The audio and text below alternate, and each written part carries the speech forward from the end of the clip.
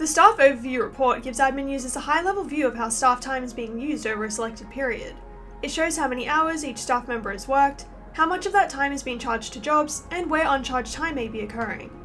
To access the report, click the Reports icon in the top right of your screen and select Staff Overview Report. Then choose the date range you want to review and hit Run to load the report. For each staff member, the report displays hours worked, hours charged, uncharged time, split into paid and unpaid, and the percentage of hours charged. This makes it easy to see how effectively staff time is being recovered. Comparing hours worked to hours charged can help highlight gaps in time tracking or labour that hasn't been charged to jobs. The percentage of hours charged provides a quick indicator of labour utilisation across your team. This report is best used as a high-level review tool to spot patterns that may impact job margins rather than for detailed job-by-job analysis. You can also export the report as a CSV file if you need to work with the data outside of Fergus. And that's a Staff Overview report, a simple way to understand labour utilisation across your business.